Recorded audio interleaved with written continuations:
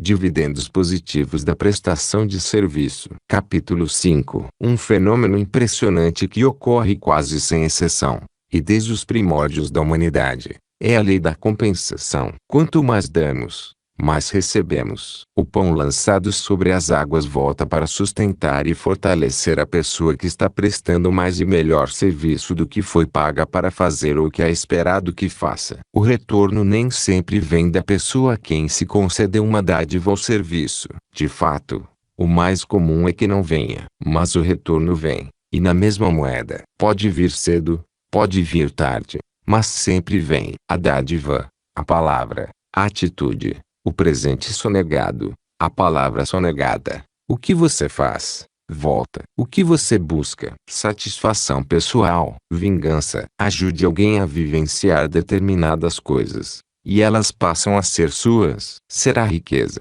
um conhecimento superior dos segredos do sucesso, um esforço mais eficiente para a ampliação dos negócios. Toda a história da humanidade, da Idade da Pedra até hoje, oferece provas indiscutíveis de que as únicas limitações reais do indivíduo são as que ele fixa na própria mente ou aceita nas circunstâncias que o envolvem. O medo faz do homem um sovina com seu dinheiro, seu tempo, seus talentos e seus recursos internos. Examine esse raciocínio. Um homem pode dedicar mais tempo do que o exigido por medo, mas esse tempo será concedido com relutância e sem uma produtividade real. O corpo pode ficar cansado, mas é um cansaço ressentido, e o sono não vai chegar rápido como acontece depois de um esforço físico voluntário. Por outro lado, pense na pessoa que faz um esforço extra porque está ansiosa em ajudar para que o trabalho seja bem feito. A disposição para trabalhar horas extras, dar aquela arredondada a mais que confere polimento ao produto, resulta em um fluxo recompensador de bem-estar no fundo da consciência. Mesmo que ninguém reconheça de imediato ou diga obrigado, basta saber que se fez um bom trabalho extra, e que o pagamento é merecido. A pura alegria de ter produzido um trabalho maior e melhor do que o esperado faz a diferença entre um trabalhador e um preguiçoso. E a diferença entre um ponto comum e um ponto de exclamação. Fazer um esforço extra compensa com prosperidade e traz-o tanto no coração como no bolso. Mas não se esqueça de que esse é um fenômeno frágil. Precisa ser temperado com autodisciplina, como um lembrete de que a dádiva não tem como prioridade receber-se um presente de volta, mas é um esforço extra, uma hora a mais gasta de boa vontade, com a ideia principal de ajudar o barco do seu irmão a fazer a travessia. Se conseguir aprimorar a atitude prestativa pela simples alegria de fazer um trabalho melhor para alguém,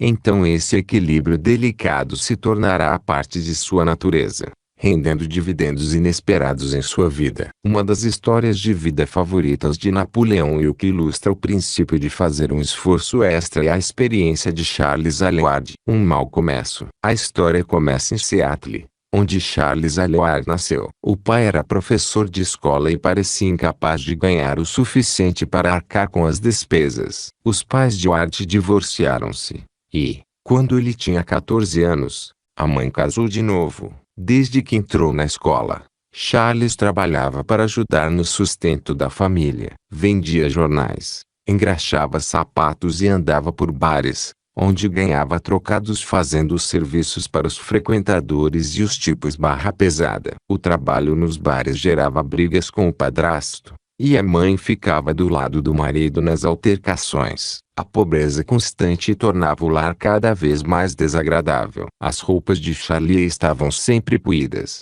e ele se sentia constrangido na presença de rapazes da mesma idade. Aos 17 anos, Charlie fugiu de casa. Nunca mais viu os pais ou ouviu falar deles. Estava totalmente sozinho no mundo, sem histórico ou lembranças agradáveis para ajudar a fazer da vida um sucesso. Vagou pelo oeste dos Estados Unidos, dormindo em montes de feno, viajando em trens de carga, fazendo biscates e pedindo esmola. Ele caminhava até gastar a sola dos sapatos literalmente e, na maior parte do tempo, passava frio e muita fome. Por andar com vagabundos e irresponsáveis, veio a compartilhar de uma atitude cínica diante da vida. Ward cruzou o Pacífico várias vezes, em navios de carga para a China e o Japão. Foi para o Alasca e virou atendente de bar em nome. Conduziu trenós puxados por cães. Entregou correspondência e procurou ouro nas minas. Finalmente ganhou um pouco de dinheiro com a mineração e dobrou o montante na roleta. Tendo ouvido falar da derrubada do presidente Porfirio Dias no México,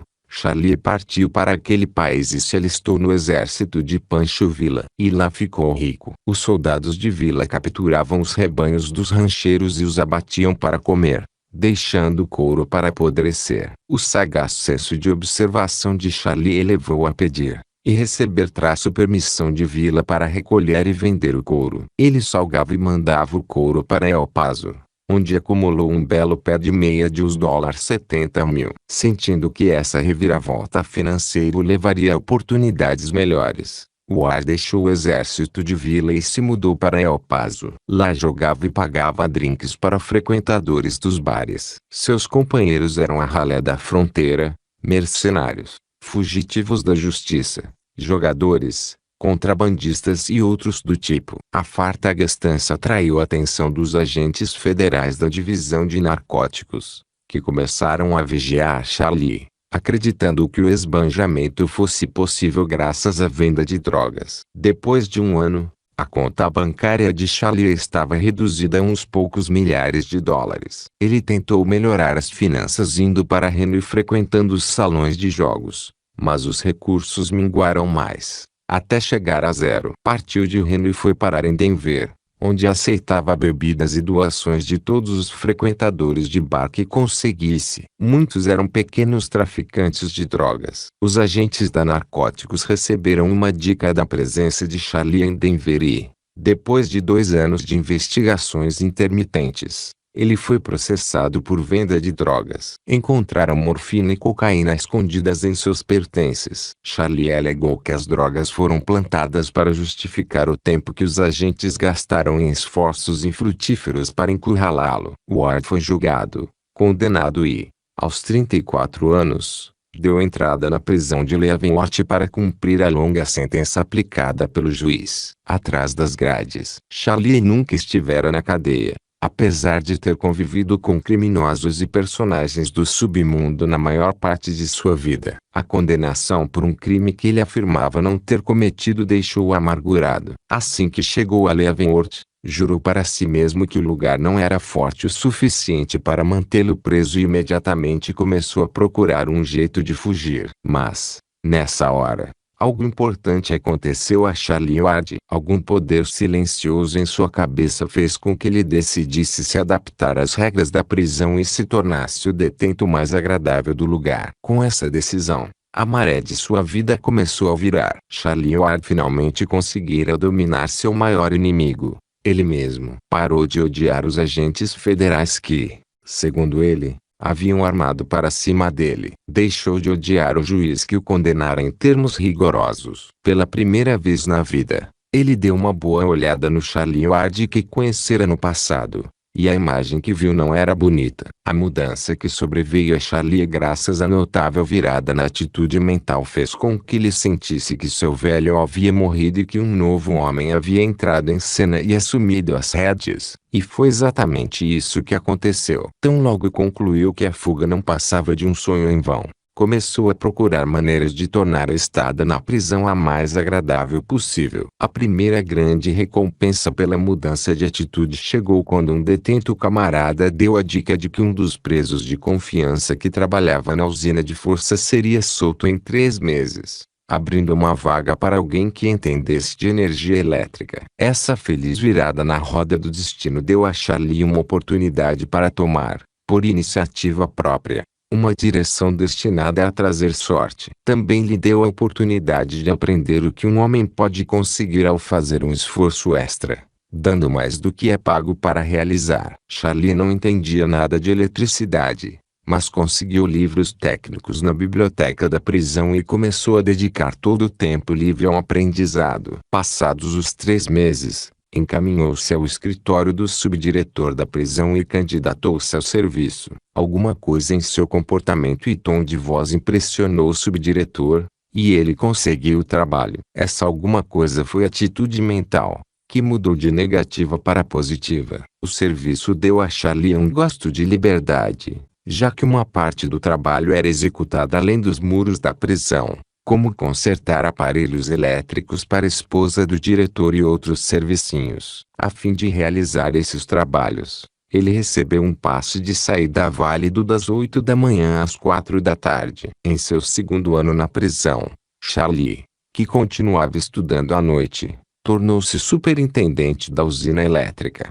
supervisionando 150 homens. Desde o início, mostrou uma atitude gentil com os subordinados e se empenhou em ajudá-los a tirar o melhor da situação. Àquela altura, havia conquistado a confiança dos funcionários da prisão e dos detentos e desfrutava de privilégios não concedidos a muitos dos outros presos de confiança. A sorte grande foi quando aconteceu o maior golpe de sorte na vida de Charlie. Herbert Uzi Bigelow, condenado por evasão fiscal, deu entrada na prisão. Bigelow era presidente e acionista majoritário da Brown Bigelow Calendar Company, de St. Paul, na época uma das maiores empresas de calendários do mundo. Quando vi Bigelow, contou Charlie, algo dentro de mim disse: está aí o homem que pode me tirar da lama. Bigelow tinha 53 anos quando chegou à prisão. Entrou de cabeça erguida e com uma atitude arrogante. Os detentos, que já haviam ouvido falar dele, usaram todas as suas forças para lhe infernizar a vida. Charlie observou o calvário do homem mais velho com interesse solidário e logo percebeu que o espírito de Bigelow estava sendo rapidamente destruído. Um dia ofereceu um cigarro ao milionário e, enquanto fumavam juntos, ofereceu-se para servir como um amortecedor entre o industrial de boas maneiras e a dureza da vida na prisão. Para começar, conseguiu que Bigelow fosse transferido da pequena cela que ocupava para o seu próprio alojamento no porão, um quarto espaçoso e sem grades ao lado dos chuveiros. Depois, obteve um emprego externo para Bigelow e o respectivo passe diurno. Quando Bigelow disse temer que alguns de seus executivos administrassem mal a empresa enquanto estivesse preso, Charlie conseguiu que ele a supervisionasse de dentro da penitenciária. Arranjou uma máquina de escrever e os serviços de um detente estenógrafo para anotar os ditados de Bigelow depois do horário de trabalho na prisão. Também conseguiu modificar as regras da penitenciária para que Bigelow pudesse mandar de 75 a 100 cartas por dia,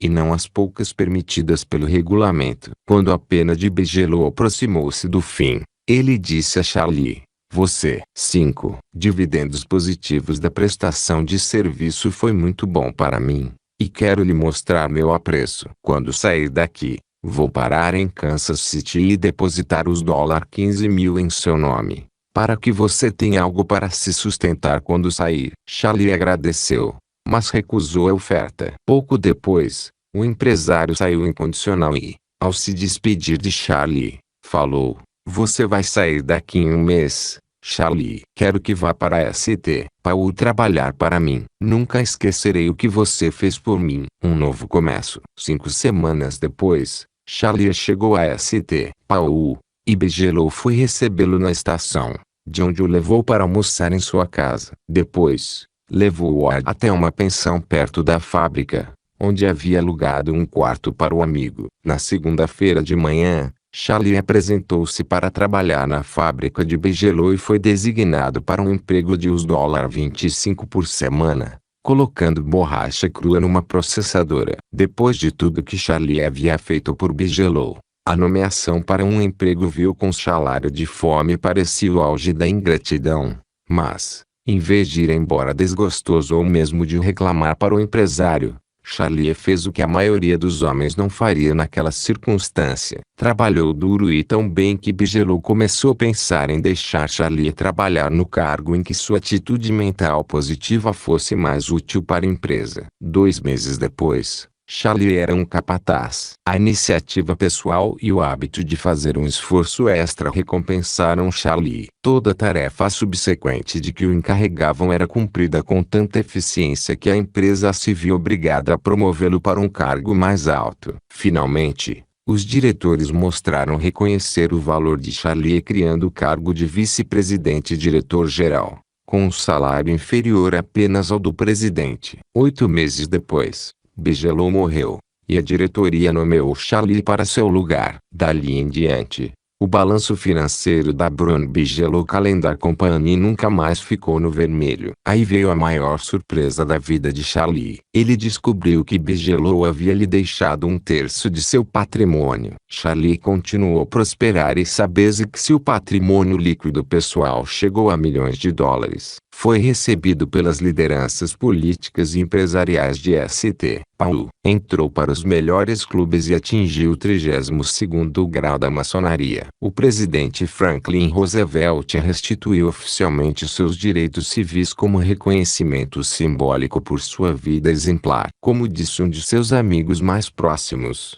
quando Charlie se ergue, invariavelmente puxa muitos outros consigo. Essa história prova mais uma vez que um homem pode mudar seu mundo e toda a sua vida ao mudar a atitude mental de negativa para positiva. Prova que o hábito de fazer um esforço extra não tem igual como ferramenta para se chegar a níveis de vida mais altos. Prova também que toda adversidade traz em si as sementes de um benefício igual ou maior. É muito significativo que, a partir do instante em que Charlie deixou de pensar em si e começou a pensar em ajudar os outros, sua vida começou a melhorar. Não há mistério na vida de Charlie Ward em sua conquista de fama e fortuna. Ele fez isso seguindo os princípios do sucesso que podem tornar qualquer outra pessoa tão bem-sucedida quanto ele. Você tem o direito de usar os mesmos princípios. O que você vai fazer com isso? Um encontro. É interessante observar as estranhas circunstâncias que reuniram Charlie Ward e Napoleão Hill. Charlie Ward chamou a atenção de Hill pela primeira vez quando uma cópia autografada de Pense e Enriqueça foi dada de presente ao presidente Roosevelt pelo autor. O presidente folheou o livro por alguns minutos,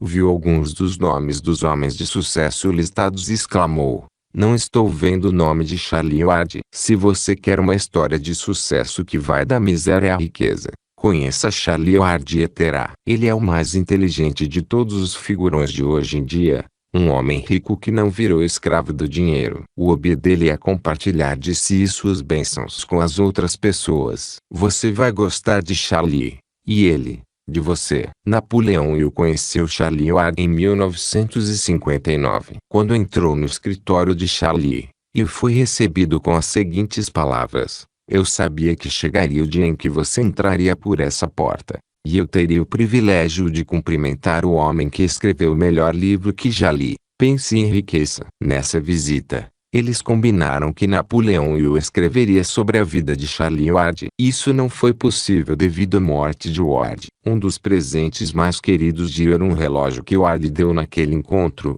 com a inscrição: "Ao meu amigo Napoleão Hill", assinado por Charlie, e usava-o constantemente. Charlie Ward está no alto da lista dos homens de sucesso e contribuiu imensamente para a ciência da realização pessoal. No próximo capítulo, você vai conhecer outras pessoas que conquistaram grande sucesso e dominaram o poder da persuasão positiva.